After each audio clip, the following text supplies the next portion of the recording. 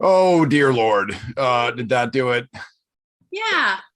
And I fucking hate this shit so much. I don't know. I'm learning Zoom etiquette. But the first time I actually did a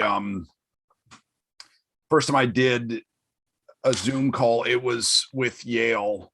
And I thought that you like signed in, you walked into the meeting at the meeting time or whatever. I didn't realize people got there like 10 minutes early to hang out. Oh. And then I got a sort of tense, terse, not tense, a terse message from the program director being like, Mr. Chevalier, were you intending on joining us? And I was like, oh, fuck. I actually was testing the mic. I wasn't sure. I couldn't really. I know you told me there were like 3 variations on it, and I just tested it, and one of them sounded pretty good. So you'll let me know if. There's this, the sort of the Philly mantra of fuck around and find out. Mm-hmm. And I'm at the point in my life of how about don't fuck around and don't find out? Like, if a thing is working, just fucking let it work, right? Yeah. Yeah. The Are we already recording? Is this a nice long intro? Yeah, no, we just go right into it with there's no romance to it. It's just I found that this podcast will be mostly intro. I've found that from having done podcasts in the past, we always see the best shit like before or after the podcast. It's like everybody's like, oh, let's get out all the funny, insightful, touching, heartfelt stuff, and now we'll hit record. Yeah, no, and I turn into like I think it's like Michigan J Frog, that WB frog. I just like immediately like hit record and I'm like just freak out. Ribbit. Yeah. So because I have no editing chops, I'm just going to say your introduction now, because it's also kind of funny for me to just say the thing. So Sari Beliak is a comic and a writer, a friend of mine, a special friend, a grief buddy. She's published work with The Hard Times and The Onion, among other respectable venues. Please welcome to the stage, Sari Beliak. Yay! Thank you. That was a nice intro. I just winged it. It's funny because we know each other well enough. We've done enough things together. We've griped together about enough things that I carry your bio around in my head. Thank you. Thank you. Right? And I mean, I should preface too that we were hanging out last night, so I could run the mic over to you, and this is all fake. It's all shadow puppetry, and you live like around, down the street, around the corner, 10 minutes away. Instead, we're doing this weird submarine periscope connection through our computers. I know. Johnny was so happy to see you. He just like snuggled right up. He was like, this is good. He loves him a good Phoenix sad person. Is Phoenix sad like a specific, like the Chicago Bulls, the Phoenix sad? I think so. It sounds like an indoor soccer team. Yeah, like a softball team or something. Yeah, it seems to be. And I don't know if I'm like the team manager or the water boy or something, but I seem to attract all the Phoenix sad. So and then Johnny's kind of the therapy dog for everybody. So it's funny because Johnny is such a low-key dog. It's not just that he's never barked. I don't know that he's ever wagged his tail at me. Maybe once a couple years ago. Okay, there we go. But he just sort of looks at me like, oh, hey, what's up? And he's like your stoner roommate who never remembers my name but knows who I am. He's a very special dog. Yeah. He has like short man syndrome. You'll hear him bark. He sees other dogs and he'll go up against like big dogs. I'm just like, that dog will rip your face off. What are you doing? Yeah, I remember that he hates dogs. It's funny because my cat, loves dogs, totally cool with dogs, hates cats. I'm like, oh, hating your own kind. I know exactly what that's like. So I don't have structure yet for this, what is turning into a podcast. It's at a minimum, what it is it forces me to hang out with somebody every week, which I'm grateful for. Particularly, I think when the summer comes and we're all sort of like locked in our bunkers. But I knew I wanted to have you on in this like first round of people I'm having on, because you were one of the first people in Phoenix who I met, who I was like, we are going to be, whether this woman consents to it or not, we shall be friends. And then also during that long, just sargasso of time that we call the pandemic, the shutdown, the lockdown, whatever the fuck, that you and I got a lot closer, and that you were like, you're a confidant when I was going through shit, and you were going through a lot of shit of your own, it's been a couple years. It's been a pandemic. It has. But let's start with the good stuff. Let's talk about your book that's not happening now. Wow, I feel like I'm getting roasted or something. I've been working on this book off and on for a few years. It was something that was going to be published as a zine by Devastator Press back in like 2016, 2017. Wow. And then they ended their publishing year. So I still had this project, and it has always been a community college course catalog with fake classes, quotes from students, teachers, history of the campus, funny stories, ridiculous campus things, the history of the mascot, fake businesses, etc. So that was shelved in like 2017. In 2018, I was in Chicago doing other things like, working with The Onion. And I think in 2020, I pitched it to a new publication that was previously, it was people from National Lampoon, a newer humor publication. And they loved it. They're like, we are so excited about this. This has like the feel of an old National Lampoon yearbook issue. We love this. We're so excited. So I would say I was like 85-90% done, where it was just kind of formatting and getting rights to pictures, where I had, campus traditions and all of these things and backstory and like different hours for all the like the bookstore and the bursar's office, financial aid. And I reached out to them just to check in with the editors because I hadn't talked to them in a while. And they're like, hey, so another like way more successful comedy writer is publishing like the same premise to their book. I was like, no, I'm sure maybe it'll still work. And they sent me the link for it, and it's like, yep, pretty much the same book, just different title. So that's that.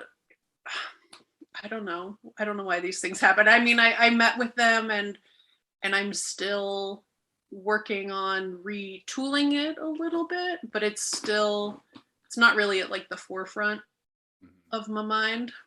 But I have some ideas of other ways to maybe save it or take it in another direction. One of the reasons I wanted to talk about this in a public forum is not just to profit off your pain, but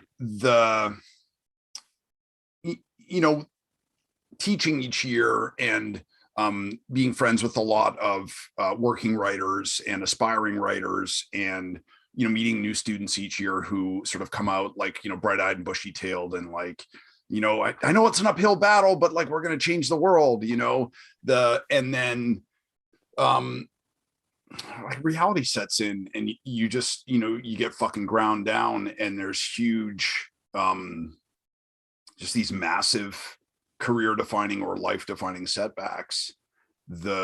Where one of the things I think I struggled with at the beginning of the shutdown was local comedians being like, never mind the 300,000 Americans dead. What about comedy?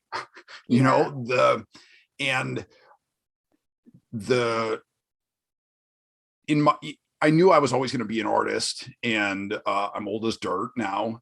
And so when that hit, I was in a privileged position in that my dreams had already been ground to powder several times over the course of my life.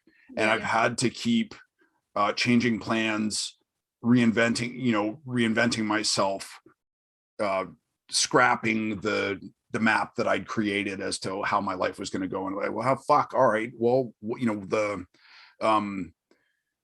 and finding that, I don't know, life isn't your dreams and your plans. It's what you do when that shit falls through. Yeah. My bubby she would say in Yiddish, it's Mensch trach and God lach, which means men plan and God laughs. So, yeah. And this to me, it like actually feels, even talking about it, this was only a month ago, but it feels very minor, because it's like, there is so much rejection and so much, you think like you've had projects too, where you're like, oh, this is the thing. And then it crashes and burns. So this even, and I think too, because I found out about this, and then a few hours later, they reached out to me from Do Better Comedy about teaching a writing workshop, and it felt very connected. And I just gave myself the day to be sad and like, what the fuck about it? Because I was just like, I don't know what to do. I put all this energy. I have this whole world built out, and then just shifted to working on the comedy writing class. So it felt really good, and it felt like a positive switch to focus on, to put my energy into that and be excited about teaching and working with people. And I've done more private lessons and like one-on-one stuff with people, but that was the first of just like an intro to comedy writing, and I was nervous about it and excited about it, but it felt like the timing of it was kind of right on. So I don't know if you were hoping for more, like, I don't know. I mean, I can cry if you want for the about the story. I think I'm like a pretty resilient, I guess too, because it's just like, I don't know. It feels like there is so much. I was talking to a friend of mine who's a writer, and I feel like because I got so much yes and acceptance when I first started writing, for however that sounds, like if I had known how much rejection is part of writing, I don't think I would be writing.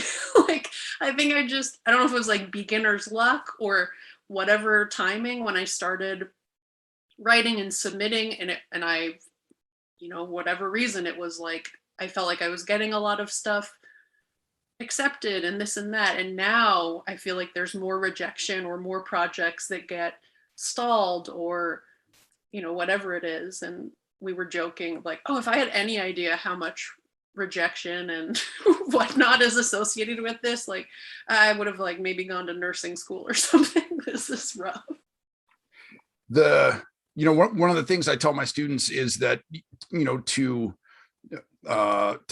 sign up to be writers, to be creatives, you're signing up to be a professional failure, that, that you will fail more than you succeed. And it's sort of like, baseball, if you get on base 40% of the time that you get up to bat, that's Hall of Fame. like you're the best of the best. And that's not even scoring. That's just getting on base, and I have never gotten used to rejection. I've never gotten okay with dealing with it, with handling it. And one of the things that was tricky for me as a friend, when I got your message about the book, that it was, that they were like, well, is that you are a very mature person, and you're good at holding a bunch of different things, a bunch of different emotions sort of in your head at the same time, and sort of processing on the fly. And what I thought was, in this moment, what I wish for Sari is for her to cry behind the wheel of her car, because that I find that is, you have to weep in your car a lot to deal with this shit. And that's the best way to you have to grieve these failures and sort of just give yourself over to like, God, why me? Like, yet screaming at the rain, howling at the sky, like and then the next day you're like, oh man, why did I fucking freak out? Like, I'm fine. Did you have moments like that? I let myself really like have that day, and it was good because I got out of the house, because I've been working from home, and I was just like, I didn't know what to do. It was that feeling of like that kind of panicked feeling, and I was able to like get dressed, put on makeup, put on a real bra, like all things that I'm not necessarily doing a whole lot of these days. And I went and bought myself some like way overpriced vegetarian food. I thought it was going to make me feel better. It didn't really. Then I got some like the brookie, the brownie cookie thing from Trader Joe's, which highly recommend. It's like top notch.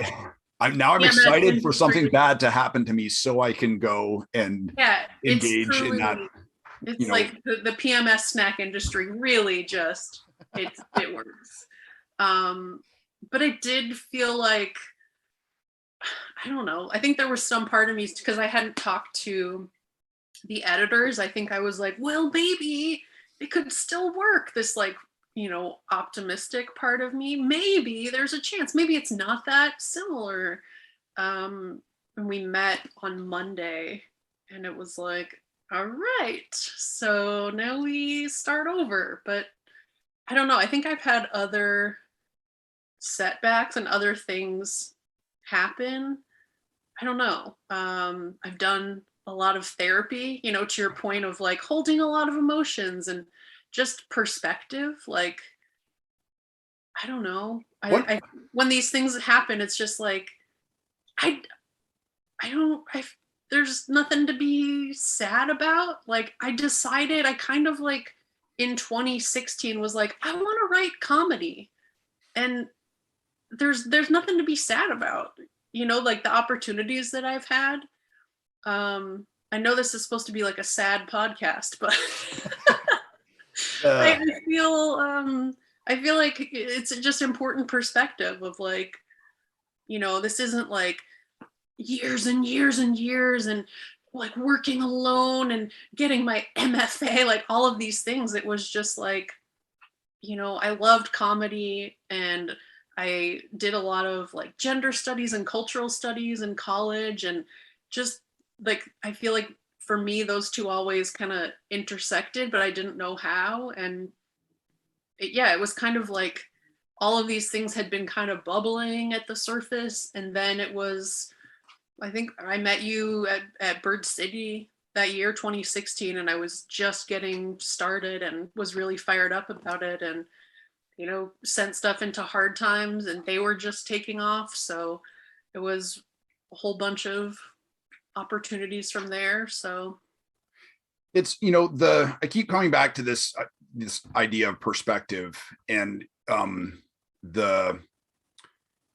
it is one of the things we talk about in therapy of, sort of getting perspective on your own life, what you're dealing with, the good things, the bad things. And I think that's one of the things that I've been struggling with through, for the last year and a half. And and I think that a lot of us have been struggling with living our own personal private lives in the face of a global public tragedy, where it feels like we, and maybe not everybody does this, maybe this is just me like late at night, going down the fucking rabbit hole, but I have this, it feels like we're cataloging our grief, and we're in this global grief library, and is like, where do I put mine? How much shelf space does it take up? Does it even belong here? Does it merit inclusion in here?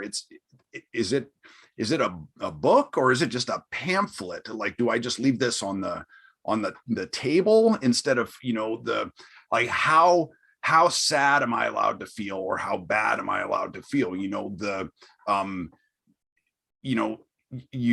get a splinter, and then you're driving down the road and you see some horrific car accidents, just bodies, an ocean of blood, right? The splinter still sucks. Splinters always suck, and it's I have always been gifted when it comes to feeling bad for myself. So I'm very good at being like, no, fuck you, look at this splinter. Like so I don't know. I guess that is one of the, what I'm trying to say is that's one of the things I value about your friendship, is that I think that you often have some of the perspective that I lack. But also that you're mature, but I'm concerned that your mature perspective is standing in the way of you having those so gratifying weeping in a parking lot, or even like crying so hard you have to pull over to the side of the road. I mean, I have that, and certainly, I mean, I'm sure we were getting to this, but my dad he passed away the end of June this past summer, and there were for sure moments, and I was kind of first in command as far as my siblings, like in the front, first on the dealing with his medical care. And there were a lot of those moments of, like, getting in my car after being at Mayo Hospital the whole day, and like really, turning on the radio, and it's like the perfect, just gutting song at the right moment, and just weeping and driving, which kind of thrilling, I suppose. But I don't think, I mean, as far as like career stuff, I think I'm good at dismissing my own feelings, but I did some good crying, and just the process of grief relating to my dad, that since, I mean, his passing in June, but he had a kidney transplant in March, and there just the cycle of grief and those emotions, I mean, just a wild ride. Like, I think I would guess maybe for the first 2 months after he passed, almost every night I dreamt that he was still alive, and like I was getting a call from Mayo or from hospice or from one of the like social workers or somebody I had been dealing with, and it was like, hey, so sorry, we had some mix up, like we need you to arrange for his pickup or whatever it was. It was like my brain, my subconscious was refusing to accept, because he got this transplant and he was about to start this whole new life, and it was so hopeful, like a stranger donated a kidney to my dad. And my parents had gotten divorced a few months before that. That was a whole thing, like moving out of our childhood home, that there was a whole bunch sorting, like literally sorting through grief and processing that. And there was a moment of hope of like, okay, it's going to be tough. My parents were married for almost 40 years, but it's on to the next thing. It's on to the next chapter. And he just, when he was taking immunosuppressants, these cancer cells just attacked his body. And it was, I took him in to the hospital. He had fallen and he was a little bit confused. And then it was like overnight. And then, 2 weeks later, they're doing these tests, and he had, I think they called it tumor lysis, where tumors are just like spreading like wildfire. So definitely, I don't know if I told you, like so we were sitting Shiva. So my family is Jewish. And the day before my dad passed away, I'd gotten off the phone. I was getting ready to pick up my cousin from the airport. He was going to come to visit my dad at hospice.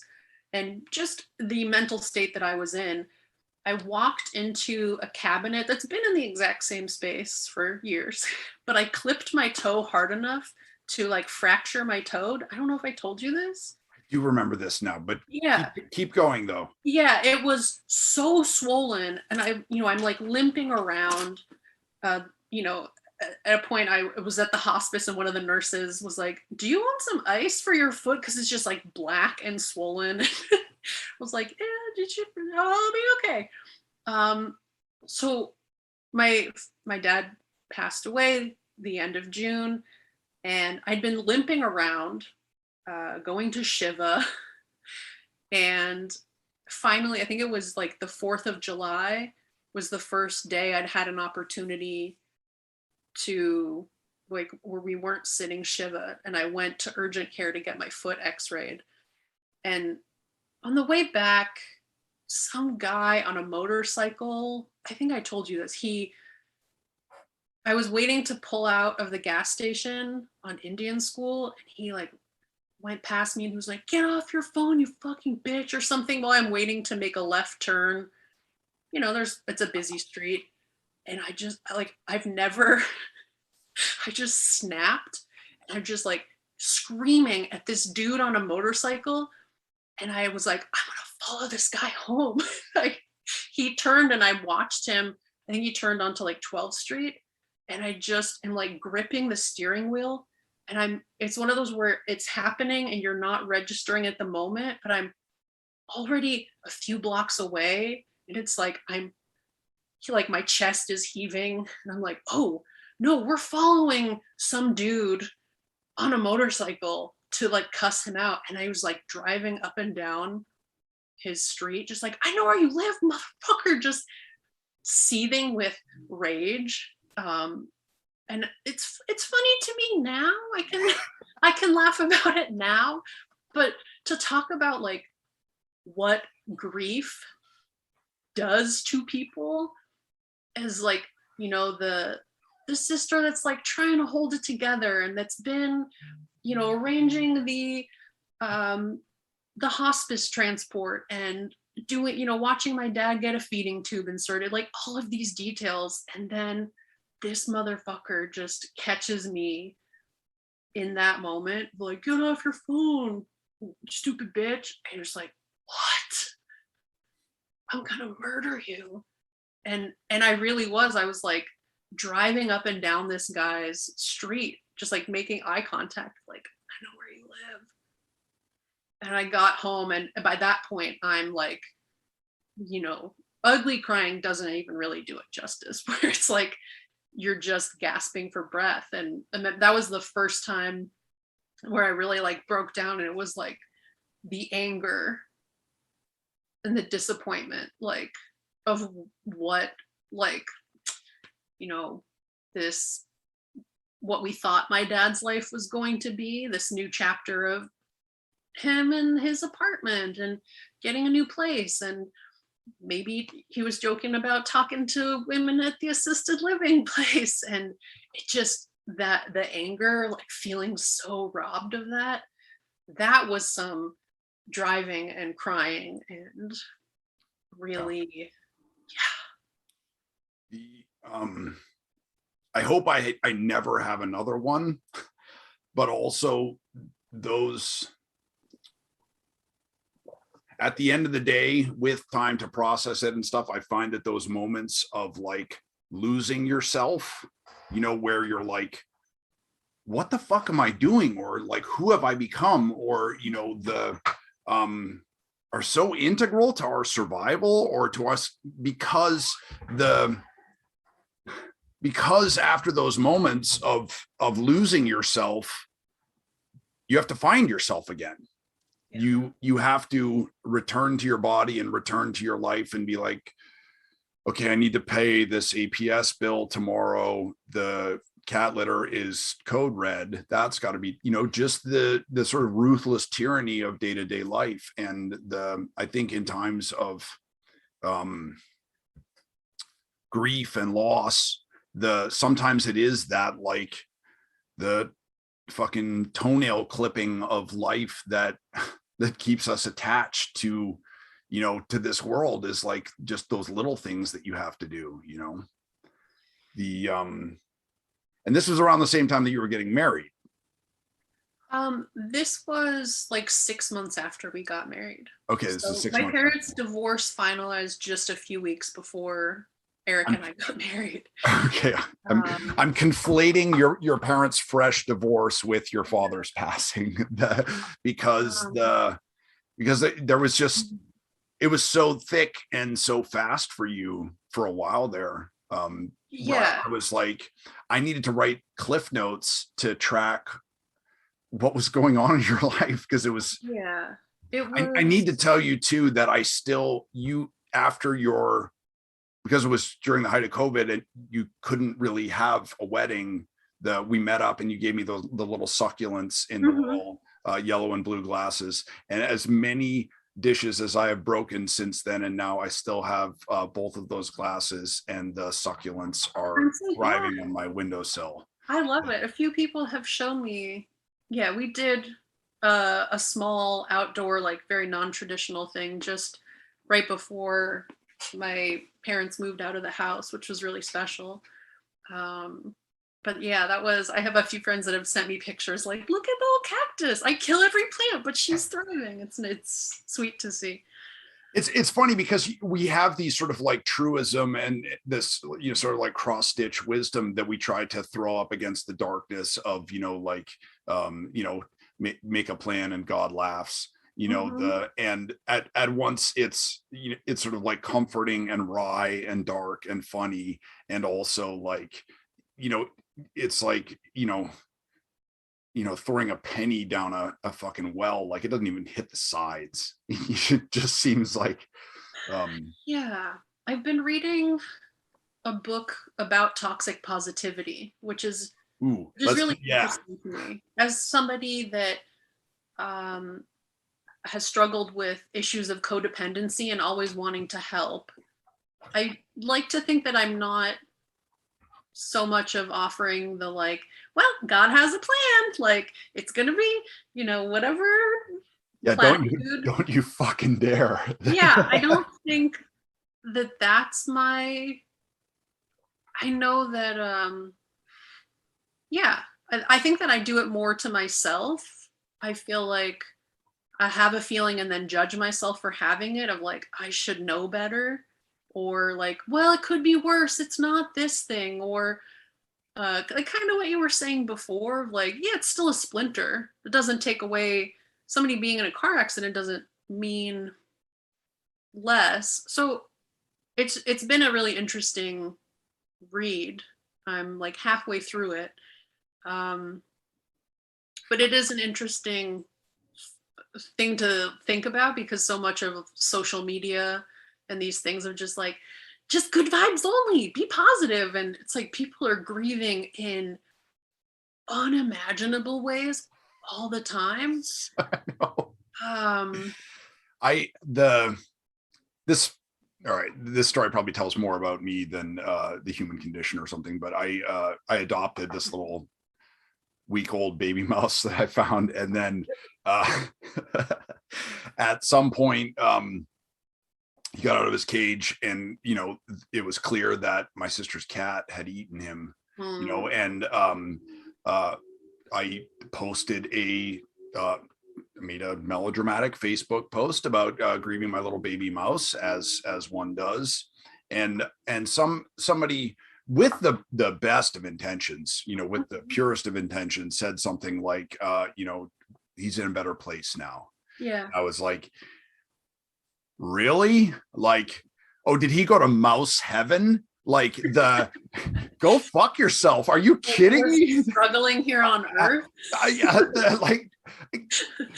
Just follow that. Working 4 jobs to support his mouse family, and now he can finally rest.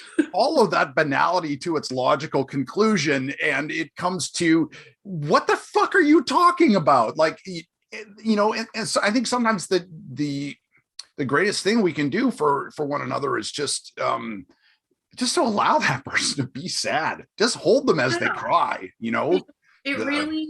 It's such an interesting thing, because it's like, it's more about us being uncomfortable, of like, oh no, our friend is sad, or this person in front of us is hurting. I want to say the thing, or I don't want to see them cry, or whatever it is. And it's like, it's totally okay to just like, I'm so sorry that you're hurting, and I'm here if you want to talk about it. But yeah, the urge to like, well, God always has a plan. It's like, fuck you. Yeah, those God has a plan people. Oh yeah. Or God never gives you more than you can handle.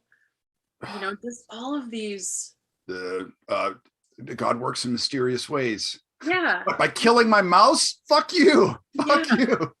And I feel like I'm good about giving people the benefit of the doubt. I truly believe that people mean well. I was in a bad accident like almost 10 years ago. I was biking and I got hit by a car. Obviously survived, lived to tell the tale. But I remember spoiler alert. What's that? Spoiler alert. Yeah. One of my parents' friends, and obviously this was a deeply traumatic thing, like hit my head, wasn't wearing a helmet. It was a bad situation. This girl was like texting and driving and hit me going 40 miles per hour, threw me into some rocks. We're talking ironically, get off your phone, you stupid bitch. Yeah. Yeah. Wow. It was funny because I deal with like middle child feelings of like feeling ignored. So I thought it was kind of funny of like literally like not paying attention to me. But one of my parents' friends just like, I know how you feel. One time I was at the YMCA and I got hit in the face with a racquetball. I was like, that has nothing to do with me being hit by a car. But thank you for taking the opportunity to make this moment about you. Like, I really appreciate it. I hope you asked her what color of ball it was. I mean, this is one of the things we were talking about last night, is that like, we've been friends for a while through a bunch of shit. I had no idea you'd ever been through, a like traumatic car accident like that. Yeah. I don't know. I remember telling somebody and they're like, you should talk about it on stage, especially the thing of like feeling ignored, feeling like the middle child, that kind of stuff. And I think it was obviously a big thing. And I wasn't doing comedy at the time. I was actually in the middle of a yoga teacher training. I was exactly halfway through a yoga teacher training, was like, couldn't walk and do all of these things. But there was such a tremendous therapy and healing, all of I was doing EMDR through that. So I don't know, not to toxic positivity platitude myself, but it's like, sometimes we just don't know why things happen. Like, we don't know the meaning why at the time. Like, would have preferred to not get hit by a car for sure, but there's a lesson in everything. God works in mysterious ways. Yeah, I don't know if you know this, but both my grandparents on my dad's side were Holocaust survivors, and I grew up very much with my bubby in my life. I didn't know my grandfather as well, but she was a very big part of my childhood. And I feel like that, I don't remember ever feeling like if I complained, it'd be like, well, do you know what I went through? But I feel like that, I don't know, that kind of, it's like an important thing that formed perspective. I know people love to compare things to the Holocaust now and like having to wear a mask or whatever nonsense. If people are even saying that the Holocaust actually happened. But yeah, I feel like that, having that as like part of my family history and like our people's history, I feel like that's, like suffering and pain and life and joy, all of these things. And sometimes you're up and sometimes you're down and you win some. Like, I know. Are you about to go into a musical number? I was actually my tap shoes ready. 5, 6, 7, 8. One of the things that that I'm fascinated by is sort of scientific explanations of sort of woo-woo stuff. The and I officially think that whatever the positive vibes and reincarnation and telekinesis and all this shit that it's all bullshit. But also like think about Bluetooth, which is something that we sort of like take for granted now. Like 100 years ago that was just black magic, right? Even like a fucking radio, there's, to say nothing of the internet or things like that, so I am always curious when when we start to get sort of like scientific explanations of the of sort of woo-woo subjects, and one of the things that I read up on a little bit was how grief can be carried down generationally. Yeah. Not just in like you have the Eeyore gray cloud over you, but that people have elevated risk of like heart attacks and COPD and just like a host of physical ailments as a result of trauma being passed down from generation to generation. Another model of looking at that is to think about how casual misogyny or homophobia or something like that is or racism is sort of passed down from generation to generation, where my father never said you need to hate black people and here's why. Here's a catalog of the reasons why and how to. But reflecting back on it now, it was like secondhand smoke, that I never heard my father use racial slurs, but contempt is harder to define or to pin down than overt racism or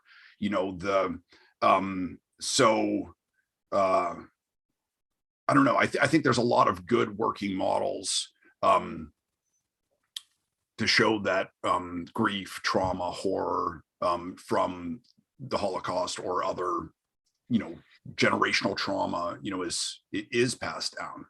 Yeah, absolutely. I also think about my bubby was 13 in a concentration camp. She had a middle school education. Such a wise, beautiful, I'll have to send you a picture of her, just like a sweet, plump little Polish woman. She's so sweet. She had a middle school education, and she and my grandfather met in like a relief camp after the war. So two people who had experienced unimaginable trauma met and had my uncle, then had my dad, and had another boy later on. But it's not like they were going to therapy every week. They were surviving, doing the best they can. So you know, I know you've read, I'm looking at it over on my bed, the when the body keeps the score, but of that, like, hurt people. um I don't even know some of the stuff that went on in their house growing up, but I know there's so much of like the food scarcity. Like, we kind of joke about it as like a Jewish thing, but it's in our blood. It's in our the anxiety and the scarcity. The There's so much to it. yeah, the the thing about a 13-year-old, I you know. know, in a concentration camp. 13 is the age where if your mom fails to pick you up from school at an appointed time, she is literally ruining your life. Yeah. Like to you know, mom, this is literally like a concentration camp. You know, I mean, Yeah. it's so much to, you know, to imagine a mind at that sort of like height of sensitivity enduring that. The, you know, and I think one is tempted to make to say that, you know, one of those things of, oh, you know, the you know, your grandparents, oh, the triumph of the human spirit, but it's it's not really like the triumph. It's like the Herbie the love bug of the human spirit, you know, that Yeah. like he makes it across the finish line, but he's completely fucking falling apart, you know. The and I think that's the best and worst thing about human beings, is that we do seem to have this tremendous capacity for grief and suffering and trauma and horror and stuff like that, and people keep going, you know. Yeah. I'm just thinking, I can remember My cat is uh, making maximum. being I I don't know if you remember saw the box that she just like vaulted into. Oh, Sorry. yeah, I can kind of see her partying in the background. Yes, Um, sorry, keep going. I remember being a teenager and just struggling with food and body issues as one does. But I can remember even at the time having the thought of like judging myself harshly for doing whatever I was doing, um, because it was like my bubby and her family were starved. I have this abundance of food and I'm doing whatever disordered eating behavior. Like, I'm so lucky. So even as a teenager, kind of, I don't know, gaslighting's probably not the right word, but yeah, just judging those own feelings of like, you have this, you're so lucky, you have it so good. And yeah, just like that perspective, I can remember feeling really guilty, which I know, you know, my family would be thrilled. That's the Jewish spirit. We're endlessly creative when it comes to finding ways of making Yeah, ourselves feel bad. having disordered eating, but then feeling really guilty about it is just. The let's talk a little bit about teaching, the because you just did a comedy workshop, which is Yeah. that's a hashtag comedy workshop, you know, a very hot button issue. How was it? It was super fun. I was feeling nervous going into it, um, and had some like noise from some people, like some static that I let get in my head for a little bit, where I was kind of spinning out. It was just like, oh, maybe I don't know what I'm doing. Maybe I am a fraud. Maybe I'm not that funny. Like, maybe I don't really have any place to be teaching a comedy writing workshop. And had like a day of this, and it took me some time, but then came around to the like, no, I'm literally a comedy writer. Like, I this is what I do. I'm not saying I know everything about comedy or comedy writing, but I've definitely studied these things and did my time at the Onion. Um, you know, I don't know it's just the feeling of like, I don't know how much else I have to prove to you motherfuckers, but it's also myself. Like, I hate that I let myself get dragged by that. Yeah. Because it's just kind of shitty. It's noise, it's static, it's jealousy, it's whatever bitter scarcity mindset that these people have. There's plenty to go around.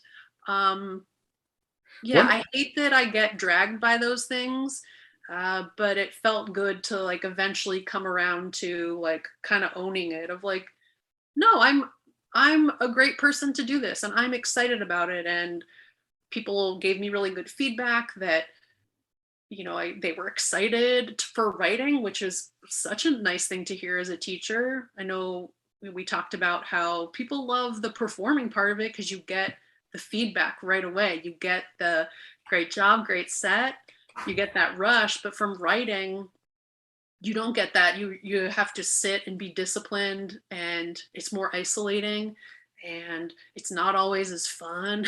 Like, it is way more fun to go do a show and see your friends and get some free chicken wings or whatever, but the writing takes more discipline, and or I shouldn't say it takes more, it takes discipline and practice.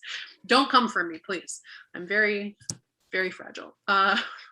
the one of the things I sort of highlighted to myself that I wanted to, when you said earlier, when we were talking about rejection and failure and stuff, you said, oh, well, I had a lot of, sort of acceptance early on, and what I wanted to say then, and which I'll say now, is the reason you had a lot of acceptance early on is because you're a very good writer.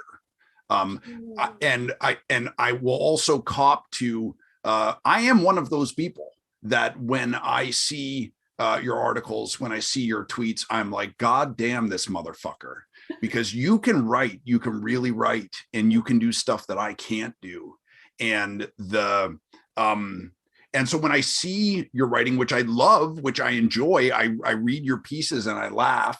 And I laugh and I feel like a little bit of bile for whatever you're sending up, which it just makes it better for me.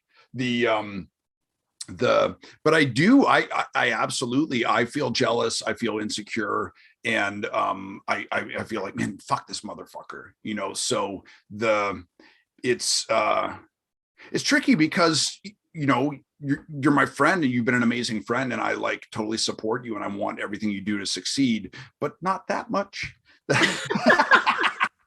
There's that Phoenix comedy spirit. I know, right? But I don't know. I mean, is that just part of our affliction of being? I mean, at the end of the day, to be a writer, to be a comic, to be a performer of any kind, you are like, we're attention whores. It's like give me them likes. Give me the, give me the physical manifestation of the likes. I'm just thinking that was such a weird thing for me to I don't know, to face, because I was just starting out writing and I started publishing stuff with the Hard Times, so you can see it, getting likes and getting shared and people sharing it, quote tweeting it, whatever, and it feels really good, it feels very validating, and it's such a messed up system, like a cycle. And as somebody that like really isn't on Facebook or is trying to limit my Twitter use for sure, it's just such I personally struggle with finding a healthy outlet for, hey, I wrote this thing, you can read it if you want, without then the worrying and the validation. Or I mean, I don't know how, especially younger people, or somebody that's like an influencer that's like really in the thick of it.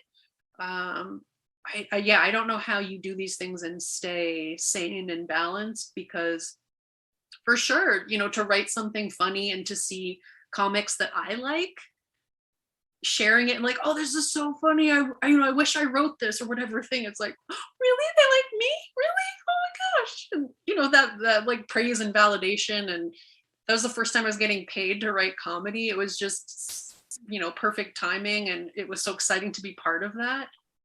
And I don't know how people like balance that relationship, because it's very easy to see other people, people are posting their greatest hits. They're not posting, oh, got rejected from this again. Maybe they are. Some people. Yeah, that, I think that is one of the reasons why I want to talk a little bit about your book and how you're sort of having to reinvent it. Because I think as writers, as creatives, as professional failures, we need to share some of those stories. Mm-hmm. When I was a kid, when I was going to grad school, I started writing this novel called Strategies of the Nuclear Age, and it was a band. It was the story of a band who had taken their, one guy had woken up from a nod and like heard somebody say Strategies of the Nuclear Age, which was named after a course from the school I went to. But it was the story of this band, and I grieved the failure of that novel like a dead child. I still feel like, oh fuck, I really should have finished that story, but I was like 22 when I was writing it. It was not that good. I just cared about it a lot, Yeah. So it is so hard to deal with setbacks and failures and obstacles and stuff like that at a young age.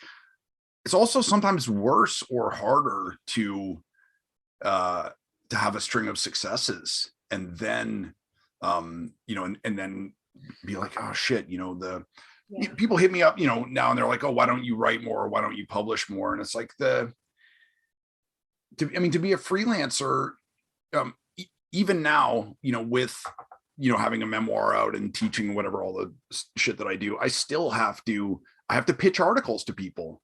Yeah. And then when they don't respond, I have to email them back and be like, hey, it's Tuesday. You said you get back to me on Friday. And you're a supplicant, and sort of for all eternity.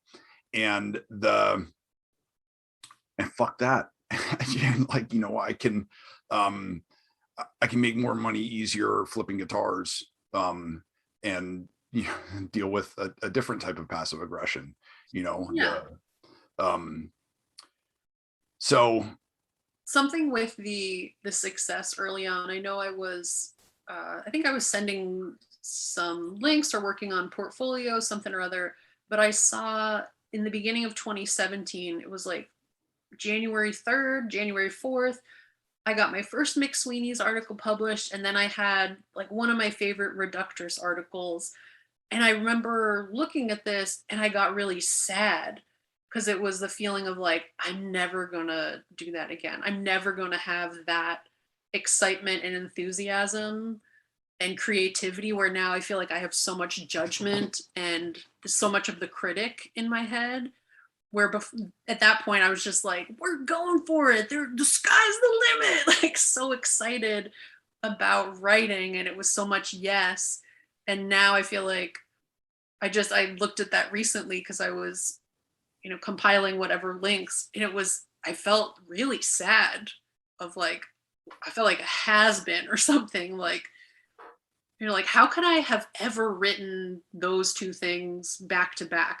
Obviously not groundbreaking, changing the world, changing the face of comedy, but it was just like, oh, it was like a real sadness, because now I feel like I have more of the critic just constantly in my head of like, oh, that's not fun. Oh, somebody did something similar. Oh, this and that won't work. That's too like, and then I've shut myself up before I have anything written down. I feel like I've told you about this. I met this guy when I was in New York who had an imaginary baseball league, and he had been playing it out. He'd been playing it out in his head since he was 6 years old, and he had never missed a season. And I wrote a piece about him, like a lengthy sort of interview, and I was tremendously proud of it. I mean, I thought it was so interesting and so cool what he did, and and I was very proud. And he was a fascinating guy, super smart. I should have him on the podcast. I just thought it was deeply cool what he did. And so I wrote this piece and I got it accepted into McSweeney's, and I was over the moon, and then the editor was going to get back to me with edits, and I was waiting and waiting and waiting and waiting. And then the night before I was to leave to go down to the Virgin Islands to crew on the sailboat, he was like, okay, I have a bunch of changes I want you to make. And I was like, I told you I'm leaving tomorrow, going down to the Dominican Republic, and then I'll be offline for 4 weeks because I'm going to be crewing on a sailboat. And he was like, oh, okay, thanks for submitting. And that was it. And then I went down and the fucking sailboat wrecked, and the first 5 days of my life was ruined forever, and I absolutely recently did the equivalent of following that guy home on his motorcycle. I did a spite Google and I looked him up, and I had to do searching to even find out his name, because as a writer, he has sort of fallen off the map. And I can't tell you how good that made me feel. Mishka, God works in mysterious ways. Yeah. And, then of course the fucking shipwreck is what put me on the map as a writer. Yeah, I mean, that's when you said it, I wasn't going to seriously say it out loud, but it's but then look what happened. It took too long though, Sari. It was then I was fucking out in the wilds for 10 years. One thing I want to talk about real quick before we go is performance. The difference of the life at home in front of your computer, staring at the screen. Oh, is the fucking magic ever going to happen? Frantically twirling my hair even while I talk to you. Yes. Yeah. Stimming at home. If JT ever makes a toy of you, the toy will be twirling her hair. That would be actually really cool. JT made a toy of me for my birthday one year, and it made me happy and furious because he got it, he nailed it, and he even got my fucking cat right. I'll send you a picture of it later. But I don't know, as my friend, I perceive you so much as maybe in from Winnie the Pooh, where Eeyore and the owl, that I'm always sad and that you're always considering things. But then when and we have these sort of muted intellectual conversations where we're analyzing our emotions. How did I feel about having that feeling? How did I feel about feeling that way about my feeling? And then when you get on stage, it happens again and again. I sort of watch you transform. One of the things that I notice is that you just throw the breaker to your feminine power too. And you will sort of twitch your hips at a punchline, or that you use your body for your comedy as well. And I don't do that. So again, fuck you for that. But what do you think about when you think about performance, when you think about yourself as a performer on stage versus a writer? I feel like I'm still so new at it and still finding, I feel like I'm only now talking about more personal things to me on stage, where most of the writing and comedy that I was doing when I first started was writing for publications or writing in someone else's voice. So I feel like I'm only now kind of leaning into the neurotic nervousness, embracing it. Certainly when you start, I know I was more performative and high energy, and now kind of letting myself be the deadpan and the neurotic, and it's well, that's who I am, and kind of dialing that up. But yeah, it's so interesting to hear that feedback, because I feel like I don't see it or see myself in that way. Um, yeah, where the writing is controlled. The writing is I can handle that part of it, but I feel like the performance aspect of it for me is still new and changing. Just the other day, I performed at a show for like the city of Glendale, and it was an outdoor amphitheater show, and this big open stage space, and the laughs kind of disappear into the open air, and just feeling so kind of uncomfortable or unsettled at first doing that, where it's like I like to move around, and I'm used to doing smaller, like more not I was gonna say confined spaces, but just smaller rooms, and this is a huge amphitheater setting, and you kind of hear the laughs trickling over here and there, but just how that affected my performance and got me over analyzing again in my head. But hey, I guess that adds to the neurotic performance. One of the things I was thinking about when Bert Kreischer was doing his tour of drive-in theaters, and everybody was doing sort of Zoom comedy shows. Jay Whitecotton said once that a comic is like a musician, but the instrument that a comic is playing is the audience. Mm-hmm. And that's why I've never done a fucking Zoom comedy show. The thought it's of so doing challenging. Yeah. I mean, it just I feel like it's like when you're a little kid and you're like, oh, I'm gonna go play baseball by myself. I'm gonna throw the ball up and I'm gonna hit the ball, and then I'm gonna go and catch. You're doing all the work, and I don't know, maybe I'm just lazy or complacent at a point where I don't feel like doing that much work. No, I'm impressed by people that have taken to doing Zoom comedy and have done it and embraced it and are doing well with it. It's so challenging to be sitting talking to a reflection of yourself and doing comedy, and people, there's a delay, or somebody's roommate walks in and makes noise, or whatever weird stuff is happening in the background. It's such a funny element to it. Well, hopefully we're getting back to live performance now. I every morning, part of my morning ritual is looking at the COVID numbers in the New York Times. We're out of the deep purple in Arizona, and now we're just back in the red. I don't know. We'll wrap up here in a minute. What do you have going on this year that you're psyched about? Do you have new shows you want to plug? Do you want to have new projects you want to plug? I know coming up the end of March, I'm doing Lou Moon's Island Time in Tempe.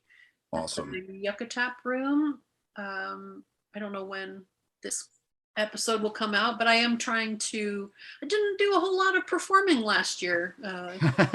Pandemic, dying father. The year just flew by, but I'm slowly getting back out there.